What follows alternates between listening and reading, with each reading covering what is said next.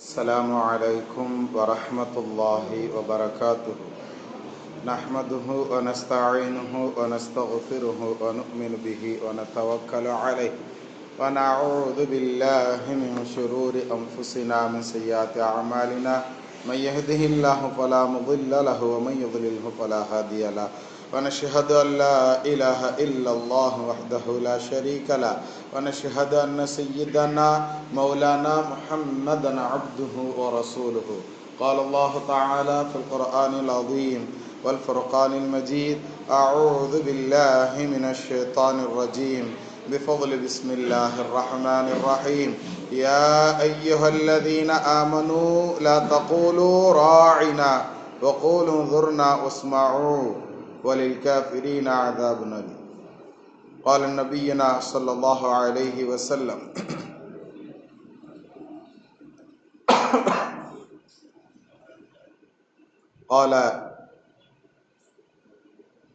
قالت اللهم لا ولئن أبرئ أحدا بعدك أو كما قال عليه الصلاة والسلام والتسليم. صدق الله المولانا العلي العظيم. رب اشرح لي صدري ويسر لي أمري واحلل عقدة من لساني يفقهوا قولي. سبحانك لا علم لنا إلا ما علمتنا إنك أنت العليم الحكيم. புகழனைத்தும் அல்லாஹ்விற்கே சொந்தம். இவ்வுலக தலைவரும் பெருமானார் ரசூலை கரீம் ஸல்லல்லாஹு அலைஹி வஸல்லம் அவர்கள் மீதும் அவர்களை பின்பற்றிய சஹாபாக்கள், தாபிஈன்கள், தபா தாபிஈன்கள், இமாம்கள், அவுலியாக்கள், ஷுஹதாக்கள், நாதாக்கள், சாலிஹீன்கள், குறிப்பாக இங்கு அமர்ந்திருக்கக்கூடிய நம் அனைவர்களின் மீதும், முஃமினான முஸ்லிமான ஆண் பெண் அனைவர்களின் மீதும் அல்லாஹ்வினுடைய சாந்தியும் சமாதானமும் அன்பும் அருளும் பாதுகாப்பும் என்னென்றும் உண்டாவதாக. ஆமீன். 1446 ஹிஜ்ரி ஆண்டு 8வது மாதமான ஷஅபானுடைய மாதம் 2வது வார ஜும்மாவில் நாம் அமர்ந்திருக்கிறோம். அல்லாஹ்தாலா இந்த ஜும்மாவினுடைய அனைத்து நலன்களையும் அடைந்து கொண்ட நல்லவர்களாகவும் நம் அனைவர்களையும் அல்லாஹ் கபூல் செய்வானாக. நோயற்ற வாழ்வை அல்லாஹ்தாலா நம் அனைவர்களுக்கும் நசீபாக்கி தருவானாக. அவனை நினைத்து வாழக்கூடிய நல்ல முஃமின்களாக நம் அனைவர்களையும் அல்லாஹ் கபூல் செய்வானாக. நல்ல மனைவி மக்களை அல்லாஹ் நசீபாக்கி தருவானாக. நம்மளுடைய அனைத்து தேவைகளையும் அல்லாஹ் பூர்த்தி செய்து தந்தருள் புரிவானாக. எல்லா விதமான ஆபத்துகளை விட்டும், ஆக்சிடென்ட்டுகள், ஆஸ்பத்திரிகளுடைய செலவுகள், சிரமங்களை விட்டும் அல்லாஹ் காத்தருள் புரிவானாக. பிஹக்கி சய்யிதினா வ ஆலி சய்யிதினா முஹம்மதின் ஸல்லல்லாஹு அலைஹி வஸல்லம். கண்ணியமானவர்களே, குர்ஆன் ஷரீஃபில் வரக்கூடிய ஒரே ஒரு அத்தியாயம் சூரா நிசா. அதில் வரக்கூடியது 136வது வசனமாக அல்லாஹ் இந்த வசனத்தை சொல்லி தருவான். யா அய்யுஹல்லதீன ஆமனு, ஈமான் கொண்ட விசுவாசிகளே, ஆமினு பில்லாஹி வ ரசூலிஹி, அல்லாஹுவையும் அவனுடைய ரசூலையும் நீங்கள் ஏற்றுக்கொள்ளுங்கள்.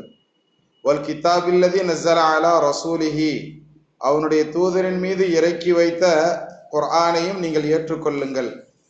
வல் கிதாபில்லதி அன்ஸல மின் கபல், இதற்கு முன்னால் இறக்கி வைத்த வேதங்களையும் நீங்கள் ஏற்றுக்கொள்ளுங்கள் என்பதாக அல்லாஹ் அந்த வசனத்துல வரிசையாக சொல்லி தருவான். அதனை அடுத்து அல்லாஹ் சொல்லும் போது, வமை யக்ஃபுர் பில்லாஹி வ மலாயிகத்திஹி வ குதுபிஹி வ ருசுலிஹி வல் யௌமில் ஆகிர், யார் அல்லாஹ்வையும் அவனுடைய மலக்குகளையும் அவனுடைய வேதங்களையும் அவனுடைய ரசூல்களையும் ஆகிரத்து நாள் என்ற அந்த கியாமத்து நாளையும் மறுக்கிறார்களோ ஃபக்கத் ضل ضلالا بعيدا, அவர்கள் திண்ணமான நேரான வழிகேட்டிலேயே இருக்கிறார்கள் என்ற செய்தி அல்லாஹ் சொல்லி அந்த வசனத்தை முடிப்பான். கண்ணியத்திற்குரியவர்களே, இந்த ஆயத்துல ஈமான் சம்பந்தமான விஷயங்கள் நமக்கு ரொம்ப தெளிவாக சொல்லி தரப்படும். நாம ஏற்கனவே சொல்லுவோம், ஈமான்னா 7 விஷயங்களை நம்புறது, அல்லாஹ் நம்புறது, ரசூல்மார்களை நம்புறது, கிதாபுகளை நம்புறது, மலக்குமார்களை நம்புறது, அதே மாதிரி ஆகிரத்து நாள் அப்படின்னு ஒண்ணு இருக்குங்கிறத நம்புறது, நல்லது கெட்டது அப்படிங்கிறது இறைவனுடைய புறத்துல இருந்து நமக்கு தீர்மானிக்கப்படுகிறது அப்படிங்கிறத நம்புறது, மௌத்துக்கு பின்னால எழுப்பப்பட்டு கேள்வி கணக்கு கேட்கப்படுற இந்த வாழ்க்கைங்கிறத நம்புறது. மொத்தம் இந்த 7 விஷயங்களை நம்புறது அப்படிங்கிறது ரொம்ப இம்பார்ட்டன்ட் அப்படிங்கிறத நாம சொல்லி இருக்கிறோம். ஒரு ஆள் முஃமின் அப்படின்னு சொன்னா இந்த 7 அவர்கிட்ட இருக்கணுங்கிறத நாம என்ன செய்யணும், விளங்கி கொள்ளணும். கண்ணியத்திற்குரிய இந்த 7 தான் இந்த ஆயத்துல அல்லாஹ் ரொம்ப சுருக்கமாக சொல்லி தருவான். கண்ணியமானவர்களை, ஆக இந்த 7 விஷயங்களை நம்பணும். நம்பல அப்படின்னு சொன்னா அப்படிங்கறது இந்த வசனத்தினுடைய கடைசியில் அல்லாஹ் சொல்லும் போது வமையக்ஃபுர் பில்லாஹி அப்படிங்கிற அந்த தொடர்ச்சியில சொல்லுவான், இவைகளை எல்லாம் எவர் மறுக்கிறாரோ, எவர் ஏற்றுக்கொள்ளவில்லையோ அவர் நிச்சயமாக தெளிவான வழிகேட்டிலேயே இருக்கிறார் அப்படின்னு சொல்லி அல்லாஹால தெளிவுபடுத்தி சொல்லுவான். கண்ணியமானவர்களை, ஆக நம்மளுடைய ஈமான் அப்படிங்கக்கூடிய, ஈமான் அப்படின்னா அரபி பதம் அப்படித்தானே. ஈமான்கிறது ஈமானை சொல்லி பழகிட்டோம் அப்படித்தானே. ஈமான்கிறதுக்கு தமிழ்ல நாம சொல்றதாக இருந்தால் உண்மையான நம்பிக்கை, மெய் விசுவாசம் அப்படின்னு சொல்லலாம் தமிழ்ல சொல்றதா இருந்தா. அப்போ உண்மையான அந்த மெய் விசுவாசம் அப்படிங்கிறது இந்த 7 விஷயங்களை நம்புறதுல இருக்குது. அடுத்து முஸ்லீம்னு ஒண்ணு சொல்லுவோம் தெரியுமா. முஸ்லீம் அப்படின்னு சொன்னா நாம நம்பின விஷயத்த, நம்பிக்கை அப்படிங்கிறது உள்ளம் சார்ந்தது அப்படித்தானே. இந்த உள்ளம் சார்ந்ததை நம்மளுடைய உறுப்புகளால் வெளிக்கொண்டு வர்றோம் அப்படின்னு சொன்னா அவர் முஸ்லிம் அப்படிங்கிறத நமக்கு என்ன செய்வாங்க, பெருமக்கள் விளக்கம் சொல்லி தருவாங்க. முஃமின் முஸ்லிம்ங்கிறது எந்தெந்த ஆயத்துல எல்லாம் எந்தெந்த ஹதீஸுகள் எல்லாம் வருமோ அந்த ஆயத்துக்கும் அந்த ஹதீஸுக்கும் இந்த பொதுப்படையான ஒரு விளக்கத்தை நம்ம என்ன செய்யலாம், விளங்கி கொள்ளலாம். கண்ணியத்திற்குரியவர்களே, விளக்குவார்கள், தப்சீர் கலை வல்லுநர்கள் இதை நாம இலகுவாக புரிந்து கொள்வதற்காக இப்படி சொல்லுவாங்க. உள்ளம் சம்பந்தப்பட்டதை சார்ந்தது ஈமான் அப்படிங்கிறதும் அவர் முஃமின் என்பதாக நாம சொல்லுவோம். அந்த உள்ளம் சார்ந்த நம்பிக்கை கொண்ட விஷயங்களை உறுப்புகளால் வெளிப்படுத்துதல் அப்படிங்கிறது அவர் முஸ்லிம் என்பதாக நாம என்ன செய்வோம், அந்த வார்த்தைகள்ல நாம சொல்லுவோம். கண்ணியத்திற்குரியவர்களை, அல்லாஹ் உண்மையை விளங்கி உண்மையான முஃமின்களாகவும் முஸ்லிம்களாகவும் வாழ்வதற்குண்டான தௌஃபீக் நம் அனைவர்களுக்கும் அல்லாஹ் தந்தருள் புரிவானார். ஒருக்கா நபி ஸல்லல்லாஹு அலைஹி வஸல்லம் அவர்கள் தங்களுடைய ரகசியங்களை எல்லாம் சொல்லி வைப்பதற்குன்னு சொல்லி பர்சனலா ஒரு நபரை வச்சிருக்கிறாங்க. ஹுதைஃபத்துல் யமான் அப்படின்னு சொல்லி அந்த சஹாபியனுடைய பெயர். இவங்களுக்கு பேரே வந்து ஹதீஸ் கலை வல்லுநர்கள் எழுதும் போது எப்படி எழுதுவாங்கன்னா, அந்த சஹாபி ஒரு ஹதீஸ் அறிவிப்பு செய்யறாங்கன்னா இந்த சஹாபியனுடைய பெயரை போட்டு சாஹிபு சிர்ரு ரசூலுல்லாஹி ஸல்லல்லாஹு அலைஹி வஸல்லம், நபி ஸல்லல்லாஹு அலைஹி வஸல்லம் அவர்களுடைய ரகசியத்திற்கு சொந்தமானவர் அப்படிங்கிற அடைமொழியோட தான் இந்த சஹாபியனுடைய பெயரை என்ன செய்வாங்க, எழுதுவாங்க. இப்ப சாஹிபு சிர் அப்படிங்கிற இந்த சஹாபி ஹுதைஃபத்துல் யமான் அவர்கள் இருக்கக்கூடிய ஒரு சபையில ஒரு ஜனாசா கொண்டு வந்து வைக்கப்படுகிறது. அந்த நேரத்துல அமீருல் முஃமினீனாக இருந்த, முஃமின்களுக்கு தலைவராக இருந்த உமர் இப்னு கத்தாப் ரலியல்லாஹு தஆலா அன்ஹு ஜனாசா தொலை வைக்கிறதுக்காக முன்ன வர்றாங்க. அப்படி முன்ன வர்றதற்கு முன்னாடி என்ன செய்யறாங்க, ஹுதைஃபத்துல் யமான் அப்படிங்கக்கூடிய அந்த சஹாபி உமர் நாயகத்தை கூப்பிட்டு, இந்த ஜனாசா நீங்க தொலை வைக்க வேண்டாம், இவர் அவர்களில் உள்ளவர் அப்படின்னு என்ன செய்வாங்க, தெளிவாக சொல்லுவாங்க. சொன்ன உடனே என்ன செய்வாங்க, உமர் நாயகம் ரலியல்லாஹு தஆலா அன்ஹு அந்த சஹாபிட்ட கேட்பாங்க, அவர்களில் நானும் இருக்கிறேனா அப்படின்னு கேட்பாங்களாம்.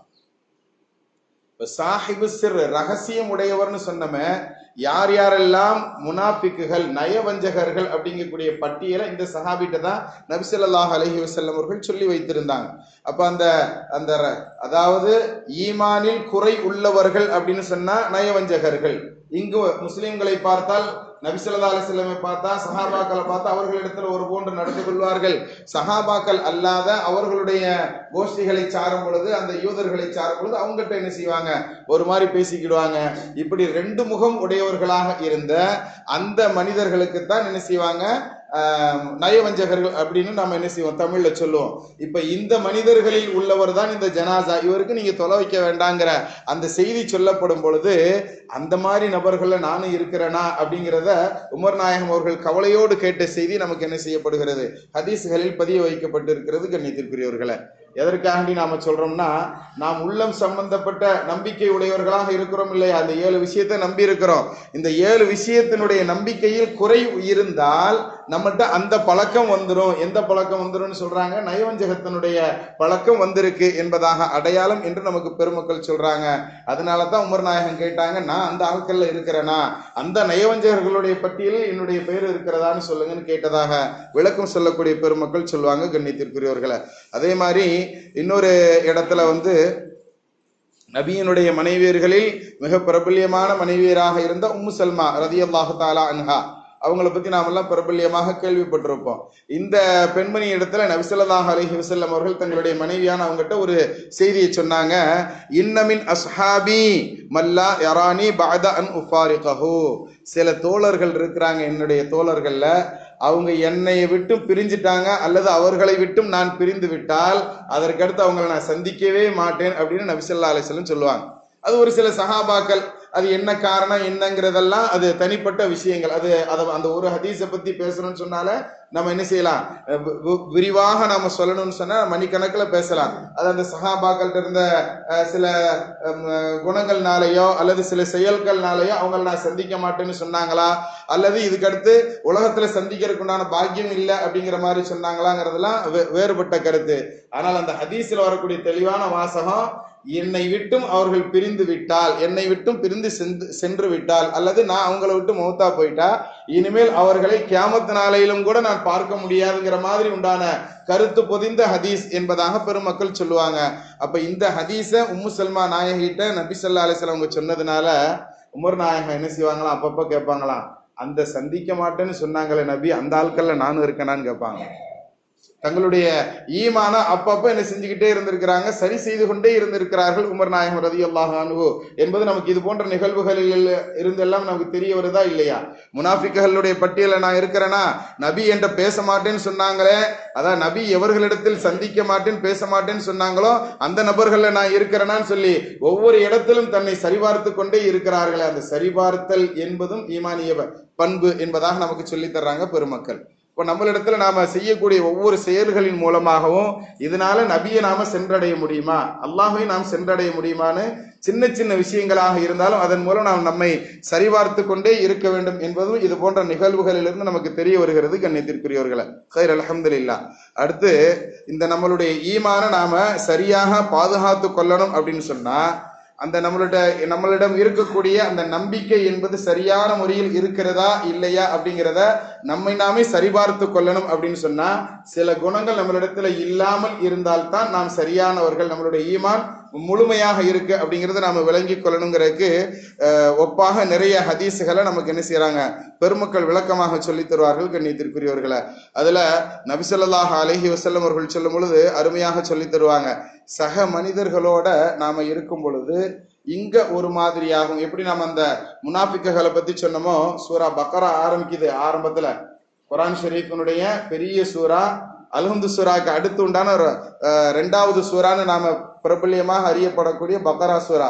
கிட்டத்தட்ட முஃமின்களை பத்தி அல்லாஹ் 2 வசனத்துல தெளிவா சொல்லிடுவான், காஃபிர்களை பத்தியும் 2 வசனத்துல அல்லாஹ் தெளிவா சொல்லிடுவான்.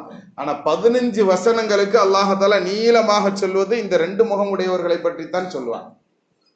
இவங்கள்ட்ட இருக்கக்கூடிய ஈமான் அங்கிட்டும் இல்லாம இங்கிட்டும் இல்லாம இருக்கக்கூடியது ஈமான், இவர்களுடைய விஷயத்துல ரொம்ப கவனமாக இருங்க அப்படிங்கிற செய்தியை அல்லாஹ் கிட்டத்தட்ட 15 ஆயத்துக்களில் அல்லாஹ் சொல்லி தருவான். பக்கராவை எடுத்து அப்படியே வரிசையா படிச்சு பாருங்க. முதல்ல வரக்கூடிய ஐனை விட்டுட்டோம்னா 2வது ஐனை ஆரம்பிக்கும் போதே வமினன் நாஸி மன் யகூலு ஆமன்னா பில்லாஹி வபில் யௌமில் ஆஹிரி, நாங்கள் அல்லாஹ்வையும் ஈமான் கொண்டோம் ஆகிரத்தையும் ஈமான் கொண்டோம்னு சொல்லுவாங்க, ஆனால் அவர்கள் ஈமான் கொண்டவர்கள் அல்ல அப்படின்னு அல்லாஹ் என்ன செய்யறான், வரிசையாக 15 ஆயத்துக்களை சொல்லி தருவான். கண்ணியத்திற்கு எடுத்து ஓதி பாருங்க, அதனுடைய தமிழ் டிரான்ஸ்லேஷன் படிச்சு பாருங்க. விளக்கம் தெரியலையா, யாரை பார்த்தால் இறைவனுடைய ஞாபகம் வருமோ அவர்களிடத்துல கேட்டு விளக்கத்தை தெரிஞ்சுக்கங்க. அல்லாஹ் உண்மை விளங்கக்கூடிய பாக்கியவான்கள் நம்ம கபூல் செய்வானாக. ஆமீன். அப்ப அந்த தொடர்ச்சியாக அதாவது நம்மளுடைய ஈமான் சரியாக இருக்குதா இல்லையா அப்படின்னு சொன்னா இந்த 2 முகம் உடையவர்களுடைய பழக்கம் நம்மளிடத்துல இருக்கக்கூடாது அப்படிங்கறத நமக்கு என்ன செய்யறாங்க, பெருமக்கள் விளக்கமாக சொல்லி தருவார்கள். நபி ஸல்லல்லாஹு அலைஹி வஸல்லம் அவர்கள் ஹதீஸ்களை ரொம்ப தெளிவாக சொல்லுவாங்க, தஜிது மின் ஷராஇரின் நாசி யௌமல் கியாமா இன்தல்லாஹி ذுல் வஜ்ஹைன் ذல் வஜ்ஹைன், அதாவது அல்லாஹ்விடத்துல ரொம்ப மனிதர்களிலேயே கெட்டவர்களாக எவர்கள் அங்கு காட்டப்படுவார்கள் தெரியுமா, கியாமத்துடைய நாளையில 2 முகம் உடையவர்கள், இங்கு ஒரு மாதிரி பேசுவாங்க அங்கு ஒரு மாதிரி பேசக்கூடியவர்கள்ங்கிற செய்தியை இமாம் புகாரி இமாம் அவர்கள் அறிவிப்பு செய்யக்கூடிய ஹதீஸ்ல நம்ம பார்க்கிறோம். அதே மாதிரி இன்னொரு ஹதீஸ்ல நபி ஸல்லல்லாஹு அலைஹி வஸல்லம் சொல்லுவாங்க, அம்மார் இப்னு யாசிர் ரலியல்லாஹு தஆலா அவர்கள் அறிவிக்கக்கூடிய ஹதீஸ் அபூ தாவூத் இமாம் அவர்கள் தங்களுடைய கிதாபுல பதிவு செய்வாங்க, மன் கான லஹு வஜ்ஹானி ஃபித் துன்யா கான லஹு யௌமல் கியாமத்தி லிசானானி மினன் நார், யார் உலகத்துல 2 முகத்தோடு நடந்து கொண்டாரோ, இங்கு ஒரு மாதிரியும் அங்கு ஒரு மாதிரியும் நடந்து கொண்டு இருக்கிறாரோ, அவருக்கு கியாமத்தினுடைய நாளையிலே நரகத்தினால் நெருப்பினால் ஆன 2 நாவுகள் அவர்களுக்கு கொடுக்கப்படும் என்ற செய்தியை நமக்கு என்ன செய்யறாங்க, நபி ஸல்லல்லாஹு அலைஹி வஸல்லம் அவர்கள் சொல்லி தர்றாங்க. அடுத்து ஒரு ஹதீஸ்ல வரும்போது லா யம்பகி ذில் வஜ்ஹைனி, 2 முகம் உடையவருக்கு அவசியமாகும் ஐயக்கூன அமீனா, அவர்கிட்ட பழகக்கூடியவர்களுக்கு எப்பொழுதுமே ஒரு பயம் தொற்றிக்கொண்டே இருக்கும். அப்படிப்பட்ட ஒரு சூழல் அவர்களுக்கு இருக்கும் என்ற ஒரு செய்தியை நமக்கு என்ன செய்யறாங்க, நபி ஸல்லல்லாஹு அலைஹி வஸல்லம் சொல்லி தர்றாங்க. ஆக இந்த ரெண்டு முகம் உடையவர்கள் இவர்களுடைய விஷயத்துல ரொம்ப கவனமாக இருக்கணும். இங்கு ஒரு மாதிரியும் அங்கு ஒரு மாதிரியும் நடந்து கொள்ளக்கூடியவர்கள், அவர்களிடத்துல அந்த பழக்கம் நம்மளிடத்துல இருக்குது அப்படின்னு சொன்னா அந்த பழக்கத்தை நாம் தவிர்த்து கொள்ளணும். இது ஈமான் சரியில்லாதவர்களுக்கு உண்டான அடையாளம் என்பதாக பெருமக்கள் இந்த ஹதீசுகளை எல்லாம் வரிசையாக சொல்லி நமக்கு விளக்கம் சொல்லி தருவார்கள். கண்ணியத்திற்குரியவர்களே, ஆரம்பத்துல எப்படி 7 விஷயங்களை நம்பினா அவர் முஃமின் ஈமான் உள்ளவர்னு சொன்னமோ, அந்த ஈமானில் குறையில்லாதவர்களாக நாம் பரிபூர்ணமானவர்களாக இருக்கணும் அப்படின்னு சொன்னா இந்த பழக்கம் நம்மளிடத்துல இருக்கக்கூடாது அப்படிங்கறத நமக்கு சொல்லி தர்றாங்க பெருமக்கள். கண்ணியத்திற்குரியவர்களே, அதே மாதிரி அடுத்த விஷயம் சொல்லுவாங்க, எப்படி 2 முகம் இருக்கக்கூடாதுன்னு பார்த்தோமோ அதே மாதிரி 2வது செய்தியாக பார்க்கும் பொழுது கஞ்சாடையில் பேசக்கூடியவர்கள் என்ற செய்தி ஒன்று வரும். கண்ணியத்திற்குரியவர்களே, அல்லாஹ் தஆலா குர்ஆன் ஷரீஃபில் சொல்லும் போது ஒரு வசனத்துல அருமையாக சொல்லி தருவான். அந்த வசனத்தை பார்க்கறதுக்கு முன்னாடி நாம ஒரு நிகழ்ச்சியை கூட தெரிந்து கொள்ளலாம். உஸ்மானே கனி ரலியல்லாஹு தஆலா அன்ஹு நமக்கெல்லாம் தெரியும், பிரபல்யமான சஹாபி அவர்கள். இந்த சஹாபி ஒரு நேரத்துல தங்களுடைய பால்குடி சகோதரரை கூப்பிட்டு வர்றாங்க. எப்பன்னு சொன்னா நபி ஸல்லல்லாஹு அலைஹி வஸல்லம் அவர்கள் மதீனாவில இருந்து மக்காவின் மீது படையெடுத்து மக்காவை வெற்றி கொண்டு ஹிஜ்ரியினுடைய 8ல என்ன செய்யறாங்க, அறிவிப்பு செய்யறாங்க, எல்லாருக்கும் பொது மன்னிப்பு. ஆனா ஒரு சில நபர்களுடைய பெயர்களை மட்டும் சொல்லி அவங்களுக்கு மட்டும் மன்னிப்பு கிடையாது அப்படின்னு சொல்றாங்க. அந்த மன்னிப்பு கிடையாதுன்னு யாரு பெயர் சொன்னாங்களோ அந்த நபர்கள்ல ஒரு ஆளு அப்துல்லா அப்படிங்கக்கூடிய நபர். அவர் யாருன்னு சொன்னா உஸ்மான் ரலியல்லாஹு தஆலா அவர்களுடைய பால்குடி சகோதரர். உஸ்மான் ரலியல்லாஹு அன்ஹு சிறு குழந்தையாக இருக்கும் பொழுது யார் இடத்துல பால் குடித்தார்களோ அந்த பெண்மணி பெற்ற மகன் தான் யாரு அப்படின்னு சொன்னா அந்த அப்துல்லா அப்படிங்கிறவங்க. இவங்க ஆரம்ப காலத்துல தீனுல் இஸ்லாத்துக்குள்ள இருந்தாங்க. தீனுல் இஸ்லாத்துல இவருடைய அறிவு இவருடைய ஆற்றலை கண்டு நபி ஸல்லல்லாஹு அலைஹி வஸல்லம் அவர்கள் மதீனால இருக்கும்போது வஹியை எழுதக்கூடிய பாக்கியத்தை கொடுத்தாங்க. நபி ஸல்லல்லாஹு அலைஹி வஸல்லம் அவர்கள் சொல்ல சொல்ல இந்த தோழர் என்ன செய்வாங்க, அந்த அப்துல்லாங்கிறவங்க வஹியை எழுதக்கூடிய பழக்கத்துல இருந்தாங்க. ஒரு ஆயத்தை நபி அவர்கள் சொல்லும் பொழுது சமீஉல் அலீம் அப்படின்னு சொல்லி எழுதணும். அஸ் சமீஉல் அலீம் அப்படின்னு அந்த இடத்துல அவர் சொன்னார், அல் அலீமுல் ஹக்கீம் எழுதுனா ரொம்ப பொருத்தமாக இருக்குமேன்னு சொல்லி குர்ஆன் ஷரீஃபினுடைய கிட்டத்தட்ட அர்த்தம் ரெண்டுமே ஒண்ணுதான். இருந்தாலும் அல்லாஹ் சொன்னதை அல்லாஹ் சொன்ன மாதிரியே எழுதுறதானே ரசூலுடைய கடமை. அதை எழுதக்கூடியவரை அப்படியே தானே எழுதணும். ஆனா அந்த இடத்துல ஒரு மாற்று கருத்தை சொல்லும் போது அதுல ஏற்பட்ட ஒரு மனக்கசப்புனால அவர் தீனுல் இஸ்லாத்தை விட்டு வெளியே போனாரு. அப்படியே மதீனாவை விட்டு வெளியே போனாரு. பழைய கூட்டமான மக்காலேயே போய் சேர்ந்துக்கிட்டாரு இந்த நபர். இந்த நபர் இப்ப மக்கால தான் இருக்கிறாங்க. இப்படி இருக்கும் பொழுது மக்காவை வெற்றி கொள்ளப்பட்டாச்சு, முஸ்லிம்களுடைய கருத்துல மக்கா வந்துருச்சு. இப்ப அந்த நேரத்துல இந்த நபருக்கு என்ன கிடையாது, மன்னிப்பு கிடையாதுன்னு சொல்லி சொல்லப்பட்டிருக்கு. ஆனால் அந்த நேரத்துல உஸ்மான் ரலியல்லாஹு தஆலா என்ன செய்யறாங்க, என்னுடைய சகோதரர் இவருக்கு நான் பொறுப்பு அப்படின்னு சொல்லிட்டு என்ன செய்யறாங்க, அவரை கூப்பிட்டு வந்து நபி ஸல்லல்லாஹு அலைஹி வஸல்லம் அவர்களுடைய முன்னால நிப்பாட்டி வச்சு, யா ரசூலல்லாஹ், இவர் தீனுல் இஸ்லாத்துக்குள்ள வர்றேன்னு சொல்றாரு, எனக்காக மன்னிச்சிருங்க, உங்களுடைய மன்னிப்பை வாங்கி கொடுங்க, அல்லாஹ் இடத்துல இருந்து மன்னிப்பை வாங்கி கொடுங்கன்னு சொல்லி நபி இடத்துல முன்னாடி நின்று மன்னிப்பை வேண்டுகிறார். நபி ஸல்லல்லாஹு அலைஹி வஸல்லம் வாயை திறக்கல, அமைதியாக இருக்கிறாங்க. ஏன்னா யாருக்கெல்லாம் மன்னிப்பு கிடையாதுன்னு முன்கூட்டியே அறிவிப்பு செஞ்சுட்டாங்களோ அப்படிப்பட்ட நபராக இவர் இருக்கிறதுனால அவர் விஷயத்தில் நபி ஸல்லல்லாஹு அலைஹி வஸல்லம் வாயை திறக்கல. 2வது ஒரு முறையும் உஸ்மான் நாயகம் கேட்கிறாங்க, நபி ஸல்லல்லாஹு அலைஹி வஸல்லம் வாயை திறக்கல, நீண்ட நேரம் மௌனமாக இருந்தார்கள் என்பதாக அந்த ஹதீஸ்ல இடம்பெறுகிறது. 3வது முறையும் அந்த சஹாபி உஸ்மான் ரலியல்லாஹு தஆலா அன்ஹு என்ன செய்றாங்க, அந்த அப்துல்லாஹ்ங்கிற நபருக்காக தன்னுடைய பால்குடி சகோதரனுக்காக மன்னிப்பு கேட்கிறாங்க.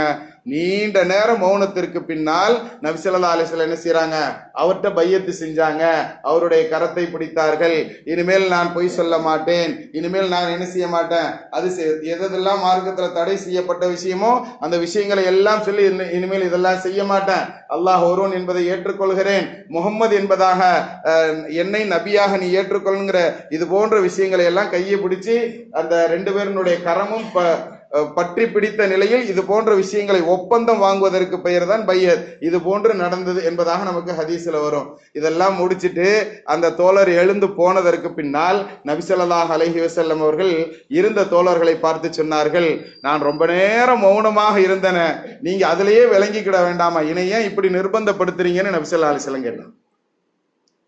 நான் ரொம்ப நேரம் மௌனமாக இருந்தேன், என்னைய ஏன் நீங்க புரிஞ்சுக்கிட வேண்டாமா அப்படிங்கறத நபி ஸல்லல்லாஹு அலைஹி வஸல்லம் கேட்கும் போது அந்த கூட்டத்துல பிரபல்யமாக இருந்த ஒரு சஹாபி கேட்பாங்க, யா ரசூலல்லாஹ், லேசா கஞ்சாடை காட்டியிருக்கலாமே, லேசா ஒரு கண்ணசைவு காட்டியிருக்கலாம், அவரை தூக்கி இருப்போமே நாங்க அப்படின்னு சொல்லுவாங்க சஹாபாக்கள். அப்ப நபி ஸல்லல்லாஹு அலைஹி வஸல்லம் இந்த வசனத்தை ஓதி காட்டுவாங்க, யஅலமு ஹாயினத்தல் அயுன், வமா துஃபி சுதூர், அல்லாஹ் இருக்கிறானே கண்களினுடைய அசைவையும் அறியக்கூடியவன். ஒரு ரசூலாக ஒரு நபியாக இருப்பவர் கஞ்சாடையில் மோசடி செய்வதற்கு அனுமதி அற்றவர். ஒரு முஃமினாக இருப்பவர் அவர் கஞ்சாடையில் மோசடி செய்ய மாட்டாருங்கிற செய்தியை நபி ஸல்லல்லாஹு அலைஹி வஸல்லம் சொன்னாங்க. கண்ணியத்திற்குரியவர்களே, அதாவது தண்டனைக்கு உரித்தானவர் என்பதாக ஏற்கனவே அறிவிப்பு செய்யப்பட்ட ஒரு நபரை பார்த்து கூட நபி ஸல்லல்லாஹு அலைஹி வஸல்லம் கஞ்சாடையை செய்யக்கூடாதுங்கிறத சொல்லியிருக்காங்கன்னா, நாம் கண்களை வைத்து எவ்வளவு மோசடிகள் எல்லாம் செய்து கொண்டிருக்கிறோம், எப்படியெல்லாம் ஜாலை மாடையாக பேசுகிறோம், எப்படியெல்லாம் கேலி செய்கிறோம் என்பதை நாம் கவனத்தில் கொள்ளணும். அதாவது நட்பு வட்டாரங்கள் சேர்ந்து சந்திக்கும் போது கூட கண்ணினால் எவ்வளவு மோசடிகள் நடக்கிறது என்பதை நாம் அறிவோம். எல்லோரும் அதை ஒரு ஜாலியாக நினைக்கிறோம். ஆனா நபி அவர்கள் அதை தண்டனைக்குரிய நேரங்களிலும் கூட அதனை தடை செய்திருக்கிறார்கள் என்பதை நாம் கவனிக்கணும். அல்லாஹ் உண்மையை விளங்கி ஈமான் பரிசுத்தமானவர்கள் நம்மை கபூல் செய்வானாக. வ ஆகிரு தஅவானா அல்ஹம்துலில்லாஹி ரப்பில் ஆலமீன். வஸ்ஸலாமு அலைக்கும் வரஹ்மத்துல்லாஹி வபரகாத்துஹு. கண்ணியத்திற்குரியவர்களே,